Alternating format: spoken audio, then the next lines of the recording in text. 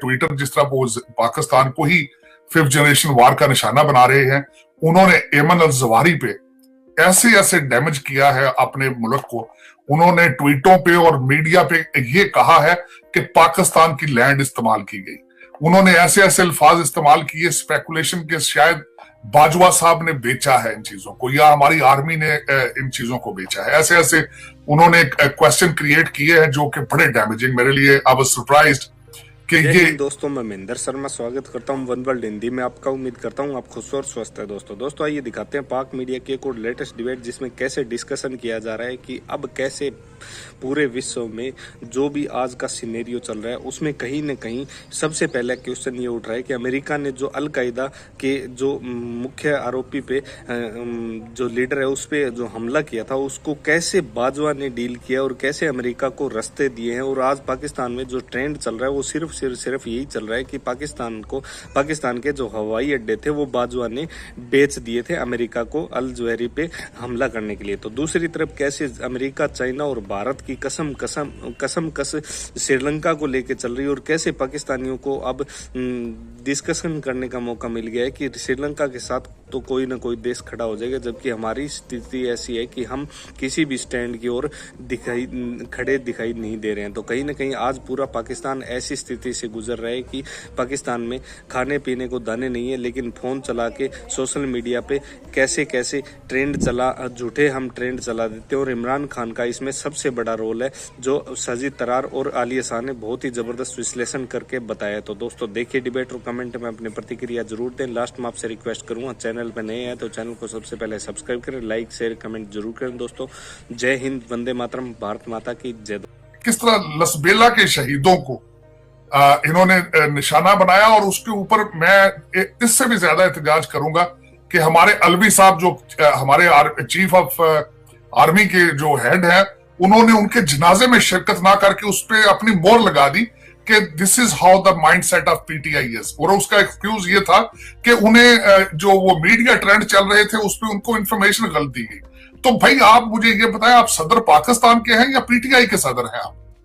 तो आपने देखें हमारे कल्चर में, हमारे मजहब में शहीदों पे वो regardless whatever the circumstances, what establishment का जो भी रोल है, मुझे उस पर एतराज नहीं है। The main were in uniform में, चाहे पुलिस वाला मरता है तो मैं उसको शहीद कहूंगा। वो अपने बच्चों का खाना करने के लिए गया था, किसी की कमांड ले रहा था, for the state of Pakistan था, वो शहीद है। मैं उनको कोई मेरी दो राय नहीं है, रिगार्डलेस व्हाटएवर आपके फीलिंग्स किसी इदारे के बारे में, लेकिन वो लोग जो थे वो ड्यूटी पर थे। और ड्यूटी क्या थी? स्टेट ऑफ पाकिस्तान की ड्यूटी थी। और आरफ अलवी साहब की मजहबी और मॉरल उनकी ऑब्लिगेशन थी, उनकी जॉब डिस्क्रिप्शन की ये जरूरत थी कि वो जनाजे में जाते, कंडोल करते। मुझे इन दोनों चीजों पे, एमन अल जवाहिरी पे, जो पीटीआई के जो इनके आगे जो हैं बच्चे ट्विटर वाले, जो उन्होंने उस पर किया है वो भी ज्यादती की है। और जो लसबेला के ऊपर के शहीदों के साथ भी इन्होंने किया, मैं उस पर पूरे एहतजाज भी हूँ, शर्मिंदा भी हूँ। ये इनको नहीं करना चाहिए था, ये सख्त ज्यादती हुई है। इस पे जितना भी बोला, ये लड़के लड़कियां ये चाहते हैं, अभी पीटीआई ने कोई 1100 के करीब और लड़के लड़कियां जो हैं वो हायर किया, इन्फ्लुएंसर्स, उनसे भी ज़्यादा ये चाहते हैं कि जो भी काम हो ना मुल्क में, फौज कोई काम कर रही है, आर्मी चीफ या सदर या, तो वो पहले इनसे पूछे कि आप क्या समझते हैं, ठीक है या नहीं है, तो फिर हम वो काम करते हैं। तो मुझे ऐसे ही लगता है कि शायद ये चाहते हैं कि पहले इनसे पूछा जाए कि भाई हम कोई काम करें या ना करें। लेकिन इन पर क्रैकडाउन होना चाहिए था ना, इन पे अभी भी क्रैकडाउन करना चाहिए। ये 1100 बंदा, ये जो एक फितने को मजीद बढ़ाने वाली बात है। ये तो ना सिर्फ आपके मुल्क के अंदर, लेकिन देखिए social media is an international product. वो सिर्फ ये नहीं है कि पाकिस्तान में चल रही है, ये 1100 उन्होंने मुल्क दुश्मन अनासर हायर किए हैं। इनके ऊपर क्रैकडाउन होना चाहिए, या इनका किसी इदारे को चाहिए कि इनकी गाइडलाइन बनाई जाए कि आप खवातीन को निशाना नहीं बनाएंगे, आप स्टेट ऑफ पाकिस्तान को निशाना नहीं बनाएंगे, आप मुल्क की बदनामी नहीं कराएंगे। वो गाइडलाइन दें इनको। आपने इनको खुला छोड़ दिया है। वो देखें, मैं अब इंटरनेशनल मीडिया पे लोग देख रहे होंगे कि शायद वाकई, देखे ना, थर्ड पार्टी तो यही देखती होगी ना कि एमन अल जवाहिरी को पाकिस्तान क्राइसिस में जा रहा है, फाइनेंशियल क्राइसिस में। और इस वक्त अफगानिस्तान के अंदर अमेरिकन कोई भी नहीं है इस वक्त सीआईए का ऑपरेटर। तो दो और दो डार्ट जब मिलाएं तो फिर जब ये बच्चे आगे उनको पिक्चर ड्रा करते हैं तो लगता तो यही है कि हो सकता है पाकिस्तान ने बेचा हो, और आपकी ट्रैक हिस्ट्री, आपकी हिस्ट्री भी मौजूद हो, आपका रिकॉर्ड भी ऐसे ही मौजूद हो चीजों का। तो स्टेट ऑफ पाकिस्तान पे अटैक डायरेक्टली है। वो मैं ये कह रहा था कि जो भी इदारे हैं उनको चाहिए कि ये जो बच्चे हायर किए गए हैं, 1100 बच्चा जो होता है बहुत ज्यादा तादाद होती है, अगर इनको बिठाया जाए तो पूरा हाल भर जाता है। मैंने पढ़ी खबर 25-25 हजार 30-30 हजार पे रखे हैं, कुछ उसमें खवातीन भी हैं 25-30 उसमें, लेकिन ये कि उनको कोई गाइडलाइन दें, पीटीआई हर पार्टी को एक गाइडलाइन दें कि ठीक है जो मर्जी करें आप, 5th जनरेशन करें चाहे 6th जनरेशन वार करें आप, लेकिन स्टेट ऑफ पाकिस्तान के खिलाफ ना करें। आप सियासत की हद तक रहें, आप जिहाद पर ना लेकर जाएं, जिस तरह आपका मौलाना इमरान खान ने कहा है कि अब ये सियासत नहीं जिहाद है, तो जिहाद को डिफाइन कराएं उससे। उसके ऊपर बड़ी बात की जा रही है। एक तरफ कहा जा रहा है कि भारत उसके ऊपर नाराज है, उसने कहा श्रीलंका को, दूसरी तरफ से अमेरिका ने भी शायद कुछ और कहा है, बल्कि मैं कुछ और भी देख रही थी कि किसी और कंट्री का भी आया हुआ था। तो इसको आप कैसे देख रहे हैं कि ये बीच में एक और झगड़ा क्या हो गया शुरू? देखिए, एक तो चाइना की बहुत बड़ी इन्वेस्टमेंट है, पहले ही वो मौजूद है, और उसपे लेकिन दो चीजें तशवीशनाक है। इस वक्त श्रीलंका की सबसे ज्यादा जो इमदाद कर रहा था वो भारत कर रहा था, और दूसरी तरफ उनका जो फाइनेंस मिनिस्टर है तो बड़े अरसे से यहाँ वॉशिंगटन डीसी में IMF के साथ बातें उनकी चल रही थी। तो जाहिर है फिर जो दो लोग उनको एक तो भारत उनको पैसे दे रहा है, इमदाद दे रहा है इस वक्त, और दूसरा जो अमेरिका IMF है वो उनको पैसे दे रहा है। तो इन सर्कमस्टांसेस में चाइना का वहां जाके जो शिप खड़ा हुआ उनके, उसने वाकई ही पूरी दुनिया को कंफ्यूज कर दिया और श्रीलंका को put in a very hard situation. अब वो अमेरिका से जो पैसे आने वो भी चाइना उनकी मदद नहीं कर रहा था, भारत आगे आना चाह रहा था, दोबारा श्रीलंका में आना चाह रहा था वो, तो उसमें Sri Lanka is in a very bad situation under given circumstances. लेकिन इस वक्त जो सूरत हाल उस पूरे रीजन में, इंडियन ओशन में है, ताइवान के हवाले से वो बहुत टेंस चल रही है इस वक्त। जिस तरह के लग रहा है कि वहां पे चाइना जो है वो चोक करेगा ताइवान को ट्रेड के हवाले से। मैं यहाँ पे ये जरूर बताना चाहूंगा कि how China goes against the Nations और किस तरह अपना फाइट करता है। चाइना सबसे पहले जो है अपना फाइनेंशियल चीजों को चोक करता है।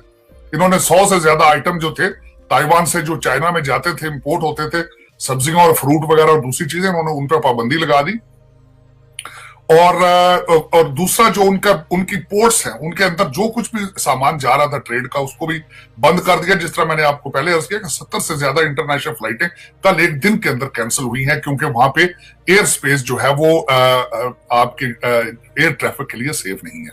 और मेरे ख्याल में इस पूरे रीजन के अंदर इस वक्त जो है वो तीन बड़ी पार्टियां, एक चाइना, भारत और अमेरिका, तीनों फेस टू फेस चल रही हैं इस वक्त। और देखिए आने वाले दिन क्या डिफाइन करते हैं आगे। जिस तरह वो पाकिस्तान में कहते हैं अगले 36-40 घंटे 48 बड़े टर्म्स है, इनकी जो चाइना की एक्सरसाइजेस हैं वो भी कल खत्म होंगे, संडे को, अकॉर्डिंग टू देम। और उसमें वो लाइव असला यूज कर रहे हैं और उन्होंने पूरी हर चीज बंद कर रखी है। जो ताइवान के जो शहरी हैं वो शेल्टर्स में है, बहुत हैं, और तकरीबन हर चीज इज कंप्लीटली सस्पेंडेड, एवरीथिंग। अच्छा सर, अगर इसको हम इस तरह देखें कि इस पे, क्योंकि चाइना और दूसरी तरफ हम देख रहे हैं कि अमेरिका से बड़े अच्छे ताल्लुकात इंडिया के, लेकिन चाइना को आप जानते हैं कैसे ताल्लुकात। तो इस वक्त आप इंडिया इसको किस नजर से देख रहा है? क्या वो अमेरिका का साथ देगा? वो चाइना क्या सोच रहा है अमेरिका, इंडिया अपना? तो उनके मुतालिक आपका क्या ख्याल? पिछले तकरीबन जो मैंने देखा है 3 से दूर अमेरिका के अंदर, they were completely in the pocket of India. और यहाँ पे इस वक्त अमेरिकन जो सिस्टम सारा, मैं तो यहां तक कहूंगा कि इन्होंने हमारे दो कम्युनिटीज, ज्यूइश और Indian, they have made them hostage.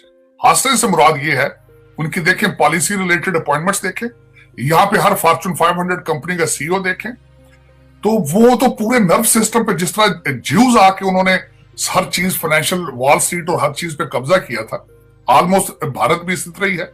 और वो जो उनसे देखें, सबसे बड़ी मिसाल लेता हूं, उनकी इन्फ्लुएंस देखें भारतीय गवर्नमेंट का। S-400 उन्होंने लिया है, टर्की ने लिया तो उस पर सैंक्शंस थी, भारत ने लिया तो उस पर उन्होंने चुप कर गए। रशिया पे उन्होंने सैंक्शंस लगाई हैं, भारत खुल खुला के वहां से क्रूड ऑयल लेता रहा है, बल्कि क्रूड ऑयल खरीद के रिफाइन करके आगे बेचता रहा, पैसे बनाता रहा। लेकिन अमेरिका खामोश है, सिर्फ इस वजह से खामोश है कि उन्होंने बड़ी खूबसूरती के साथ अपनी दुश्मनी चाइना की जो है वो अमेरिका के हाथों बेची है। और वो इसीलिए ये पॉसिबल होता है जब आपको अंदर से सपोर्ट हासिल हो। तो इस वक्त उस रीजन में अमेरिका समझता है कि Bharat, India is the only country can protect our interest and can help us against China. और मैं जिस तरह मैं बल्कि इसी टॉपिक पे बात ये भी करना चाहूंगा कि जिस तरह आपने देखा होगा कि नेटो की एक्सपेंशन आ रही है, इन्होंने स्वीडन और फिनलैंड को नेटो की मेंबरशिप दे रहे हैं, तो उसको रिपब्लिकन्स जो हैं वो भी इसके खिलाफ, मैंने कुछ तकारीर सुनी जो हाउस के अंदर हुई रिपब्लिकन्स और डेमोक्रेट्स की, तो रिपब्लिकन्स उसके बारे में जो अपना स्टैंड लेते थे वो कहते थे we are, Russia is not our enemy, China, we need to focus on China.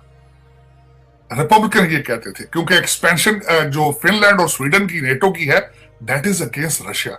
तो वो ये समझते हैं, और पिछले तकरीबन 20 सालों से, 2 दहाइयों से अमेरिकन जो थिंक टैंक्स हैं, अमेरिकन पॉलिसी मेकर्स हैं, वो सारे के सारे ये सोच रहे हैं कि we have to watch China. China is rising financially और आर्मामेंट्स में भी आगे जा रहा है, और उनकी तरक्की की ग्रोथ इतनी ज्यादा है कि अगर उसको अमेरिका कैचअप ना किया तो विद इन अगले 10 साल तक मेरा America will stay way behind.